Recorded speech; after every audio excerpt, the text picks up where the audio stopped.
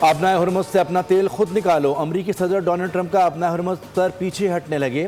اتحادی ممالک کو سخت پیغام میں کہا کہ جو ممالک ایندھن کی قلت کا سامنا کر رہے ہیں وہ یا تو امریکہ سے خریداری کریں یا خود اس مسئلے سے نمٹنے کے اقدامات کریں۔ انہوں نے برطانیہ کا حوالہ دیتے ہوئے کہا کہ امریکہ اب ہر معاملے میں مدد کے لیے موجود نہیں ہوگا۔ اتحادیوں کو خود اپنے مفادات کا دفاع کرنا ہوگا۔ جو ممالک آبنائے ہرمز کی بندش کی وجہ سے جیٹ فیول نہیں حاصل کر پا رہے وہ امریکہ سے خریداری کریں۔ ادھر امریکی اخبار نے دعویٰ کیا ہے کہ صدر ٹرمپ آبنائے ہرمز کھلوانے کا پیچیدہ آپریشن بعد میں کرنے کے خواہاں ہیں۔ اگر ایران جنگ میں ناکامی ہوئی تو یورپ اور خلیجی ممالک کو آگے لایا جائے گا۔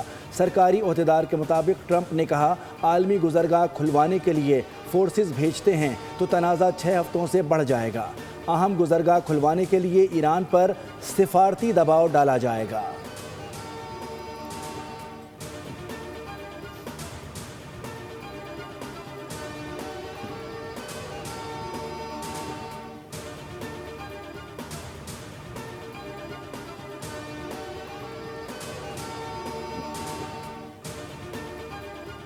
ٹرمپ جو کہتے ہیں وہ کرتے ہیں۔ ہم نے ایران کی فضائیہ، بحریہ، میزائل اور ڈرون فیکٹری سب کچھ تباہ کر دیا ہے۔ ایران اب کچھ نہیں کر سکے گا۔ اگر مذاکرات کامیاب ہو گئے تو شاید زمینی فوج نہ اتاریں۔ امریکی وزیر جنگ پیٹ ہیگزٹ کی news briefing. General Dan Caine بولے ایران کی اہم صنعتوں اور تحقیقاتی مراکز کو بھی کامیابی سے تباہ کر دیا ہے۔ ایران میں 1 ماہ کے دوران 11,000 اہداف کو نشانہ بنایا ہے۔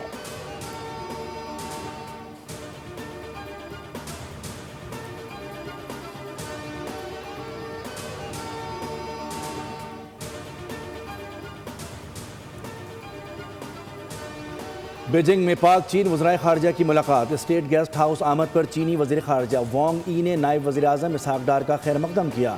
دورے کے دوران اسحاق ڈار چینی قیادت سے خطے کی صورتحال پر تبادلہ خیال کریں گے۔ پاکستان اور چین کے درمیان باہمی تعاون خصوصاً اقتصادی اور سیکیورٹی امور پر بھی گفتگو ہوگی۔ اسحاق ڈار طبیعت ناساز ہونے کے باوجود دورے پر روانہ ہوئے۔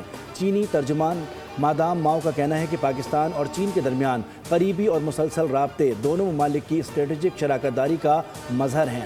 پاکستان اور چین اور اہم عالمی اور علاقائی امور پر ہم آہنگ موقف رکھتے ہیں۔ پاک چین وزرائے خارجہ کا علاقائی صورتحال خصوصاً ایران کی موجودہ صورتحال پر بھی تفصیلی تبادلہ خیال متوقع ہے۔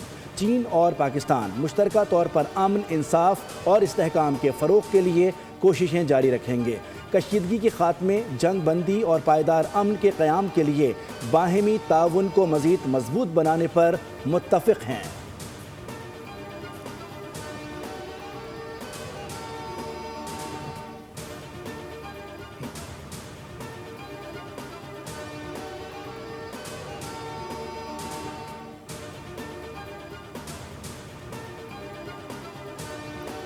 ترجمان وائٹ ہاؤس کا کہنا ہے کہ صدر ٹرمپ 6 اپریل کی ڈیڈ لائن سے قبل ایران سے ڈیل چاہتے ہیں۔ ایران کے ساتھ مذاکرات جاری ہیں، اچھی پیش رفت ہو رہی ہے۔ جو کچھ عوام میں کہا جاتا ہے وہ نجی ملاقاتوں سے مختلف ہوتا ہے۔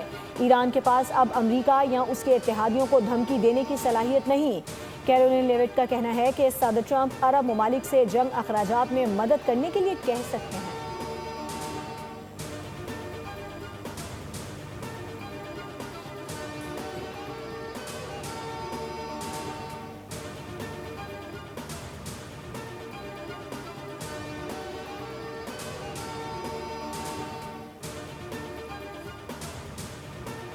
جنگ کے خاتمے کا کوئی بھی فیصلہ ہماری شرائط پر ہوگا، ایرانی صدر کا واضح پیغام۔ مسعود پزشکیان نے کہا کہ جنگ تمام حالات کو مد نظر رکھ کر ختم کی جائے گی۔ ملک کی حفاظت اور سلامتی کے لیے مسلح افواج کا کردار تاریخی ہے۔ مفادات کا ہر قیمت پر تحفظ کرنے کا عزم۔ وزیر خارجہ عباس عراقچی نے کہا کہ ہماری کارروائیاں ان دشمن قوتوں کے خلاف ہیں جو نہ عربوں کا احترام کرتی ہیں اور نہ ایرانیوں کا۔ وہ سعودی عرب کو اپنا برادر ملک سمجھتے ہیں اور ان کا احترام کرتے ہیں۔ اب وقت آ گیا ہے کہ امریکی افواج کو خطے سے نکال دیا جائے۔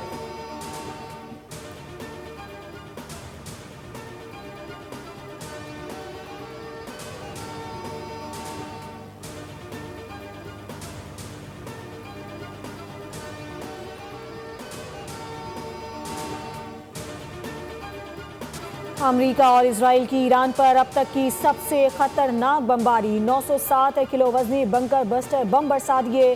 عرب میڈیا کے مطابق ایرانی شہر محلات پر اسرائیلی حملے میں 11 افراد شہید ہوئے۔ صوبہ ہرمزگان میں کارگو کشتی پر حملے میں 8 افراد شہید۔ اصفہان، نجف آباد، مبارکہ، کاشان اور شہرزہ پر بھی بمباری کی گئی۔ ایران کا بھی جوابی وار، صہیونی ریاست پر میزائل داغ دیے۔ تازہ حملوں میں خطے میں امریکہ کے 5 فوجی اڈوں، کمانڈ اینڈ کنٹرول مراکز، ڈرون تنصیبات اور مختلف مقامات پر موجود امریکہ اور اسرائیل کے اہلکاروں کو نشانہ بنایا۔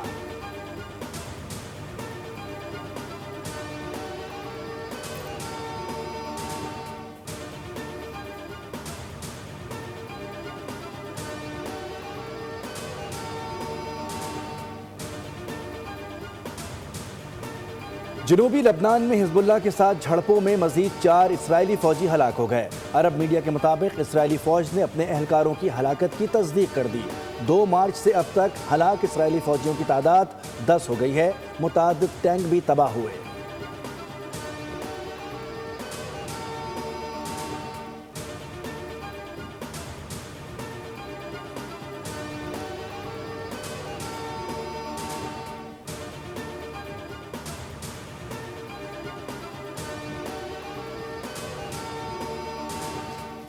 امریکہ ایران تنازع میں ثالثی کا کردار علاقائی مفاد میں ہے۔ امریکہ میں پاکستان کے سفیر رضوان سعید شیخ نے کہا کہ پاکستان نتیجہ خیز بات چیت کے حوالے سے ہر ممکنہ سہولت کاری فراہم کرنے کے لیے پرعزم ہے، تاہم فیصلوں کی ذمہ داری متحارب فریقین کی ہے۔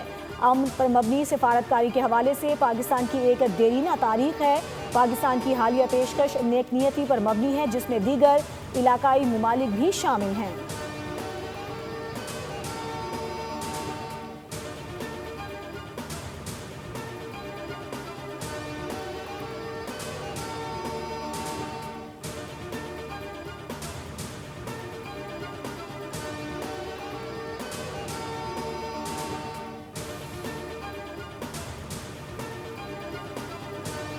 پاکستان سمیت 8 مسلم ممالک نے مقبوضہ یروشلم میں مسلمانوں اور عیسائیوں کی عبادت کی آزادی پر اسرائیلی پابندیوں کی شدید مذمت۔ اعلامیے میں کہا گیا ہے کہ مسجد اقصی کے دروازے مسلسل 30 دن تک حتیٰ کہ ماہ رمضان میں بھی بند رکھنا عبادت کی آزادی کی سنگین خلاف ورزی ہے اور اس سے خطے کے امن کو خطرات لاحق ہو سکتے ہیں۔ اسرائیل سے مطالبہ کیا گیا کہ وہ فوری طور پر مسجد اقصی کے دروازے کھولے، یروشلم کے قدیم شہر میں عائد پابندیاں ختم کرے اور عبادت گزاروں کی رسائی میں رکاوٹ نہ ڈالے۔